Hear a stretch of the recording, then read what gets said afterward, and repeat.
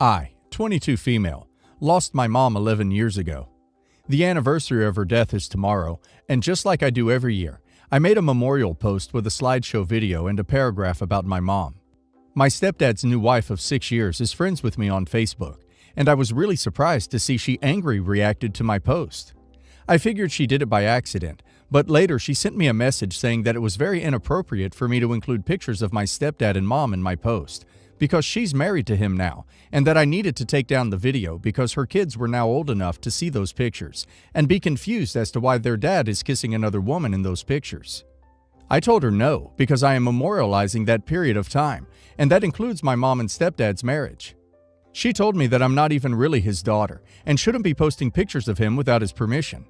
I got upset and told her that she's just upset that she's always going to be second choice to my mom, and she doesn't like to think about the fact that she wouldn't have her perfect little family if my mom was still alive. And as much as she wanted to, she can't erase the fact that my mom is still my stepdad's first love. She called me a little witch and blocked me. I haven't heard anything in a couple hours. I feel bad now and feel like I shouldn't have lost my temper, and I think she might have a point about the pictures being inappropriate because he's in a new marriage now, but I don't know. Am I the a-hole? Not the a-hole, but your stepdad's wife sure is. I'm sorry for your loss. Honor your mom's memory however you feel is right. If she doesn't like it, she can unfriend you. You don't have to feel bad for her being a selfish, insecure, unempathetic a-hole. Not the a-hole. Your stepdad's new wife is wildly insecure and entitled. As for her kids, if they're old enough to be using social media, then they're old enough to understand that their father was previously married to another woman. Not the a-hole. Your stepmom's excuse of having to explain to the kids why their dad was kissing another woman in a photo is a terrible excuse for her insecurity. Literally all she would have to say to her kids if they asked her was, "Your dad had a life before I met him." Don't let someone else's insecurities keep you from remembering your mother and her wonderful life. Update. My dad called me and we had a long conversation with just the two of us. He told me that he understands why I said what I did, and he isn't okay with what his wife told me. But he said he would appreciate if I didn't post pictures of him with my mom anymore, because they upset his wife. He told me that their wedding photos in particular really upset her, because they had a courthouse wedding as opposed to the big wedding he and mom had, because my mom's family paid for most of it. He told me that he will always love my mom, but acknowledging the relationship that he had with her makes his wife really upset because she always feels like she is a third wheel in his relationship with his first wife. I told him that I wouldn't just pretend like that part of her life didn't happen, and he's asking me to basically pretend like he wasn't a father to me because his wife is insecure, and if he wanted me to be part of his life, it was going to be as his daughter and the sister of his kids, and if he didn't like that, then I wouldn't be part of his life anymore. I told him that his wife was threatened by a woman that has been dead for over a decade and had pushed me out of the picture for too long. He said he understood how I felt, but that he loved his wife, and that would upset her, so he didn't want to do that. And I told him then he wouldn't have me in his life. I've blocked him on everything. I'm out doing stuff with my family now to celebrate my mom's life. My parents split up 10 years ago after my dad had an affair, and he's still with the same woman, Jane, now. At the beginning, our relationship was rocky because I was only 12 or 13 years old, and the whole process of my parents splitting affected me. We started getting along better when I was older, and we've had a great relationship for the past 7 years. She also has 3 children, my step-siblings, who I've always gotten along with and am very close to. My dad and Jane got engaged pretty soon after my parents split up, and until last week, I thought they'd just been engaged this whole time. Then I found out they got married 3 years ago. I only found out because my dad slipped up and talked about what they were going to do for their wedding anniversary next weekend. When I picked up on what he said, they both got really uncomfortable, and I had to basically force the truth out of them. I was mad because why didn't I get invited to the wedding? I could maybe understand if it was back when Jane and I didn't get along, but we've had a really good relationship for a while now. Then I thought maybe it was a spur-of-the-moment wedding or something not planned, but it was planned, although very small. Just them and my siblings and a couple of friends. I kept getting madder the more I thought about it, because they've had to really work to hide it for 3 years. They must have wedding pictures they haven't been able to put up, and my siblings have also kept this secret. It's a lot of effort to stop me from knowing about the whole thing for no real reason. I would have loved to have been there to see them get married. I haven't spoken to them since I found out, and I pretty childishly stormed out of the restaurant we were at when it happened. I also said some hurtful things to them at the time, that they are selfish psychopaths and bad parents for making my siblings lie to me and hide their secret for so long, which I regret but haven't apologized for. They're saying I'm an a-hole for ignoring them over something that happened 3 years ago, and for the things I said to them, and also that I'm an adult who shouldn't be bothered by this sort of thing. I disagree because it's a pretty big thing to A, not invite me, and to B, actively keep a secret. Who's the a-hole? Not the a-hole. It didn't happen 3 years ago as a one-off event. It's been an ongoing event for every time they've lied to you, outright or by omission. Have they come up with any reason for why they didn't tell you or invite you? They said they thought I wouldn't want to come and wouldn't be supportive. But at that point in our relationship, I was much closer with Jane and very supportive of their relationship. After that, they just kept repeating about the past is in the past. If the past is in the past, why hide it? They went out of their way for over 1,000 days to avoid telling you about it. I'd feel excluded too. I'd feel as though I'm not as much of a family member as the step-siblings. Storming out of a restaurant is childish, but so what? They earned that reaction from you. If I were you, my response would be, yep, your wedding is in the past, and so is our trust. I'm not interested in having a relationship with people I don't trust or feel don't trust me. Mind you, I'm a scorched earth kind of guy, not the a-hole. I have 3 children, Anna, 40 female, Becca, 37 female, and Charlie, 35 male. Becca and I are petite, while Anna, Charlie, and my husband are on the heavier side. When Becca got married 10 years ago, she wanted to wear my wedding dress. My wedding dress belonged to my mother. It wasn't a wedding dress. It was a full-length blue satin gown with blue sleeves and ruffles. It was also worn by my aunt during her wedding as a surprise to my mom, because my grandparents used to make fun of my mom for her courthouse wedding in an ugly dress. So, a lot of history. Since Becca and I were similar body-wise, it was easy to alter to fit her and remove the extra stitches so that I could use it again. My husband and I celebrate our every 5 years anniversary in our wedding dresses. Anna has a complicated history with Becca. Anna was very envious of Becca and always excluded Becca and me. I don't blame her because some of the comments from Anna's friends were really hurtful back in high school. Every time she introduces us, someone or the other mentions that they don't look alike.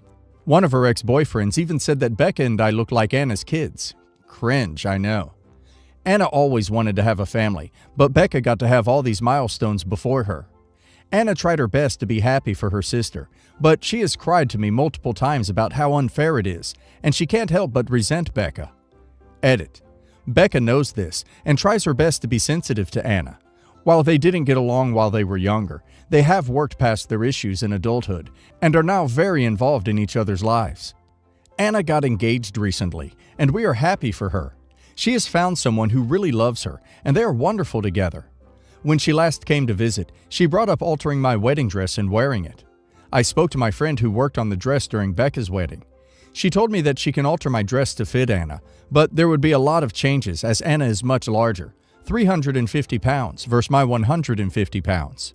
She told me that while she can try to remove them afterwards, it is very unlikely to alter it back to how it was before. I finally called Anna and told her that I cannot give her my wedding dress, and Anna was very upset. She said that she always pictured herself wearing the family wedding dress on her wedding. She called me fatphobic and a bunch of other words. She told me that this is bringing up a lot of bad memories. She accused me of loving Becca more. I tried to explain to her, but she told me that I would give her the dress even if it means I cannot have it back if I loved her. My mother is no more, and this dress is incredibly sentimental to me. However, I also realize that weight has always been a sensitive topic for Anna. I understand that she is just feeling left out. My husband, Becca, and Charlie are on my side, but Anna and her fiancé are not. Anna even told me that she would stop talking to me if I continue being fatphobic like this. Edit.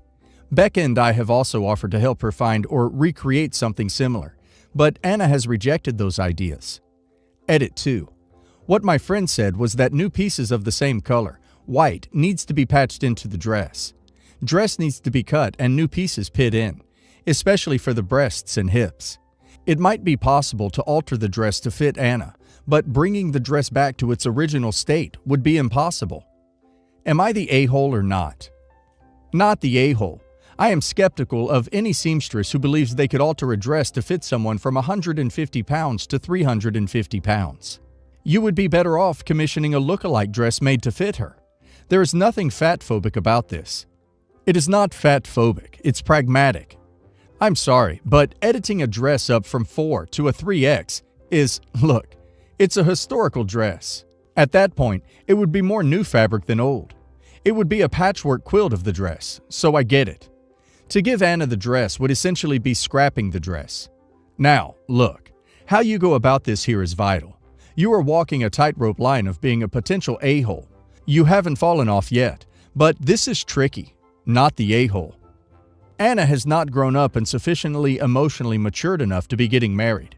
A 350-pound package cannot fit into a sack made for 150 pounds. At 40 years of age, one would hope that Anna would have come to terms with her size. Sadly, she is not. Not the a-hole. I, 33 female, am in a lucky position. I own my house outright. I bought it with a mortgage 7 years ago. After several years of saving and after my 5-year fixed rate expired, I was able to pay off the remainder, due to a couple of inheritances and savings from my bonuses and pay raises at work. 5 years ago, my long-term best friend and early days boyfriend Sam, then male 26, passed away, shortly after which I discovered I was pregnant. I adopted Sam's small son and later gave birth to male-female twins. So it's been an up and down few years. My older boy's now 7 and the twins are 4, and although their father isn't with us, we've built a very happy home. The cozy house I originally bought for its solidity and proximity to work is now full of toys and memories and love. For just over a year, I've been seeing Joe, 29 male. It's been going really well. He's funny, kind, interesting, good with my kids. Joe's normal living situation is that he shares a house with his brother. Their parents own it, but they retired to Spain several years ago. Joe's brother is a nurse, so when virus kicked off, he agreed Joe could move in with me for lockdown, so his brother didn't have to worry about transmitting the virus to or from his home. We soon got into a good routine. Joe and I have both been working from home, splitting our hours so we can both pitch in with childcare, homeschooling. Joe still pays his share of bills at his own place and pitches in with the shopping costs at mine. My utility bills haven't been noticeably affected by him staying here. We've got really close and started some preliminary conversations about possibly making it a more permanent arrangement. I thought we were on the same page, but then he started talking about getting his name added to the deeds for my house. He offered to make a significant payment to make him the part owner. Edit. He offered to pay half the value of the house, part up front and part in installments. I don't want to share ownership of the property. The security of knowing I can't really lose the house is really important to me, and the money that bought the house was from my hard work, plus money left to me by my grandmother and Sam. I feel like the house is a legacy for my children, and worry that sharing the ownership with Joe would mean that if we broke up, I might have to sell and uproot the kids. Joe says I'm being selfish and controlling, that my reluctance to commit financially means I'm not really in the relationship emotionally, and I'm denying him his opportunity to get on the property ladder. Everything's gone so well with us until now. It was a huge step for me to bring someone into my family. I do tend to be emotionally reserved and take some time to open up, but I can't imagine changing my mind about this. Am I the a-hole? You have your family, and nobody should threaten the stability you've built for you and them. What he was suggesting was convenient for him, but incredibly risky for you. The thing about him having a problem with you keeping the memory of their deceased father alive is super troubling, and this auntie is feeling irate about it. Good for you for remembering your priorities and looking out for you and the kids. Update. Last night after the kids were asleep, Joe and I sat down and had a long chat about this. I explained again why it was important to me to maintain financial control of the house. He apologized for calling me selfish and explained a bit more about his circumstances. Apparently, his parents have decided to keep their Spain house as a holiday home, sell the UK house where Joe and his brother have been living, and use the proceeds to buy something smaller but nearer to their daughter, who has MS and recently had a baby. Joe's brother is cool with this, and he's been considering moving into a rented house with a couple of friends anyway. Joe can't afford to buy his parents' house on his own, and they'll need full market value for it because Joe's sister and brother-in-law live in a much more expensive part of the country. So he needs to move anyway, and as we were getting along so well, He thought he'd bring forward his long-term plan a little by moving in with me, and he's a bit weary of living somewhere he has no stake in again. I asked what his long-term plan is, and he said that within 3 years he hoped we'd be married and shared assets, and he'd adopt the kids. Although I haven't ruled out the idea of ever getting married, I don't feel it's something I want anytime soon. And financial independence would still be important to me, even if I was married. As for the kids, I'd only consider sharing legal guardianship of them if they were much older, able to really understand and they wholeheartedly wanted it, in addition to it being what I and my partner wanted. Joe said he sees us as a ready-made family, and he's ready to commit completely. I said that felt very premature and made me feel overwhelmed. I've enjoyed our relationship, I really like him, but I feel years away from the sort of commitment he wants now. He said I'm a commitment phobe, and if I don't change, I'll always be alone. I told him the kids and I managed fine before he came along, and the 4 of us would always be able to cope. Then he said that one of the things that made him uncomfortable in our relationship was how little I need him. And if I'm being honest, that set off more alarm bells than anything else.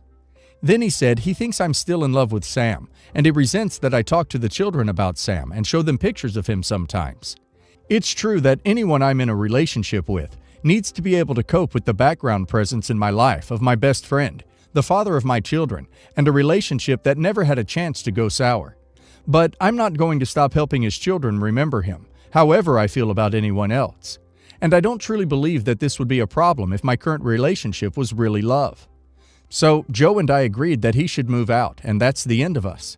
I think we just had very different ideas about where our relationship was and where it was going. Maybe it was my fault as much as his, but I just can't give the grounds he wants. So it's just me and the kids again. I feel pretty cut up about it, but I think it's the right thing to do. Luckily, the relationship was young enough when he moved in that we introduced him to the kids as a very good friend who'd be staying for a while, rather than some permanent father figure. So, although they were sad to see him leave so suddenly, they've taken to it much better than I have, and I expect they'll soon be over it.